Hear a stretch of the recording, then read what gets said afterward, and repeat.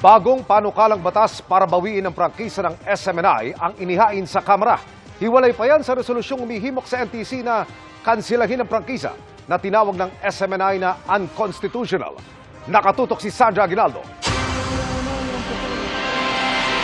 Isang linggo matapos ma-cite in contempt at ipakulong sa batasang pambansa, pinalaya na ang mga SMNI host na sina Lorraine Badoy at ka Eric Celis para raw sa humanitarian reasons lalo't magpapasko. They're free to go. This is not a furlough.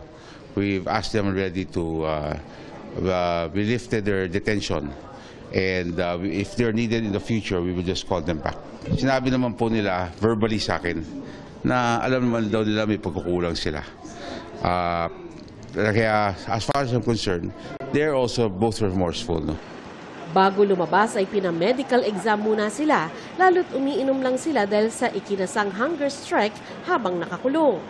Layaman, tuloy raw ang pagdinig ng komite sa sinasabing maling ulat ng dalawa tungkol sa umano'y travel expenses ni Speaker Martin Romualdez. May dagdag detalye namang isinapubliko kaugnay sa source ni Celis na binanggit sa komite. The Senate President has been informed about it.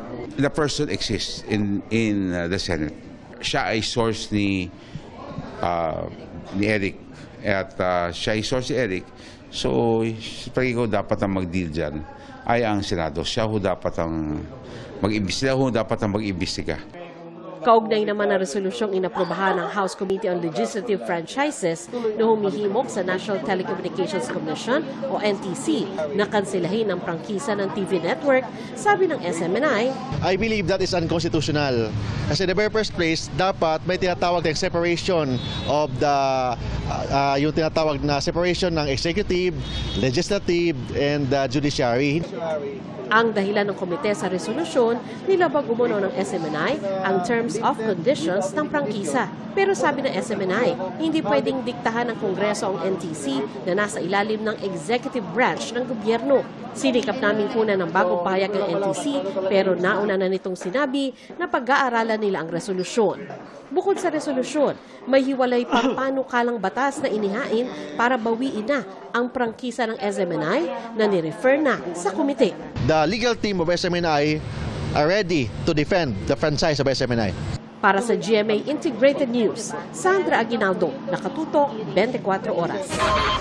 Mga kapuso, samahan nyo kaming tumutok 24 oras. Bisitahin at mag-subscribe sa GMA Integrated News sa YouTube.